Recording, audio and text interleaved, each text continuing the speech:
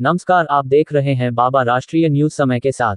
आज जयंती पर विशेष, कैसे गोसाई दत्त बने सुमित्रानंदन पंत, जाने उनके जीवन से जुड़ी ऐसी ही कई रोचक बातें। ज्ञानपीठ पुरस्कार जीतने वाले वे हिंदी साहित्य के पहले कवि रहे। उनकी रचनाएं चिदंबरा और कला और बूढ़ा चांद के लिए उन्हें ज्ञानपीठ और साहित्य अकादमी पुरस्कार से नवाजा गया। हिंदी साहित्य की बात करें तो इसके कुछ अमर लेखकों में एक नाम सुमित्रानंदन पंत का भी लिया जाएगा। छायावाद शैली के प्रमुख कवि सुमित्रानंदन पंत का जीवन भी उनकी रचनाओं की तरह ही प्रेरणादायक रहा है।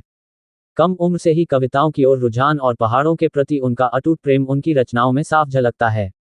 आइए जानते हैं प्रकृति के सुकुमार कवि सुमित्रानंदन पंत के जीवन से जुड़ी कुछ रोचक बातों के बारे में। क्यों सुमित्रानंदन पंत ने बदला था अपना नाम?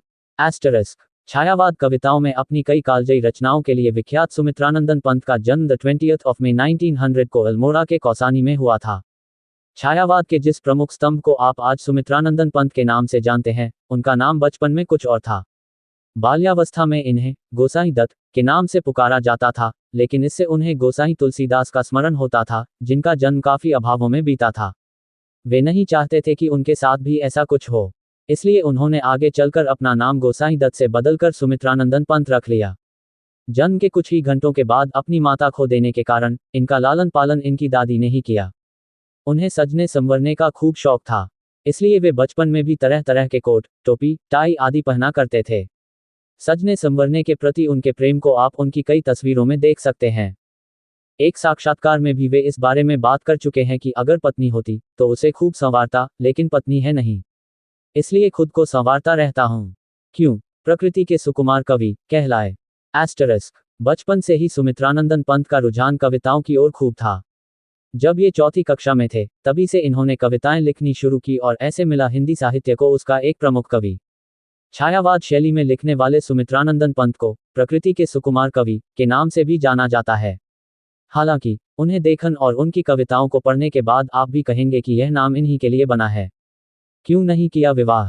एस्टरिस्क वे ताउम्र अविवाहित रहे, जिसका कारण भी वे एक साक्षात्कार में ये बता चुके हैं कि पहाड़ों पर रहते हुए आपका स्त्री की ओर आकर्षित होना काफी मुश्किल है। हालांकि उन्होंने कभी विवाह नहीं किया, लेकिन उनकी कविताओं में ऐसा सौंदर्य और प्रेमबोध आपको देखने को मिलेगा कि आप इनकी रचनाओं के कायल हो जाएंगे। उनकी प्रमुख रचनाएं मैंने छुटपन में छिपकर पैसे बोए थे जैसी इनकी कई रचनाओं में प्रकृति और मानवीय भावनाओं का अनोखा सौंदर्यबोध देखने को मिलता है। इन्हें नदियों और पहाड़ों से अत्यधिक प्रेम था। प्रकृति के प्रति अपने इसी प्रेम के कारण उन्होंने अपनी कई कविताओं में ऐसा मार्मिक चित्रण किया है कि आप उन्हें पढ़कर भाव विभोर हो जाएंगे। इनकी रचनाओं को पढ़कर ही आप समझ पाएंगे कि क्यों इन्हें छायावाद का प्रमुख स्तंभ माना जाता है।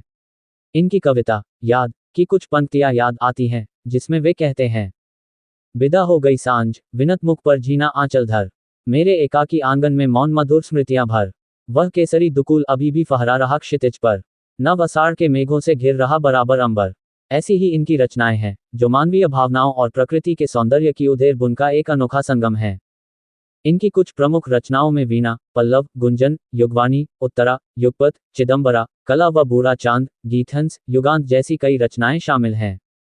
इनमें से कुछ रचनाएं जैसे पल्लव, चिदंबरा और कला व बूढ़ा चांद सुमित्रानंदन पंत की सर्वश्रेष्ठ रचनाएं मानी जाती हैं।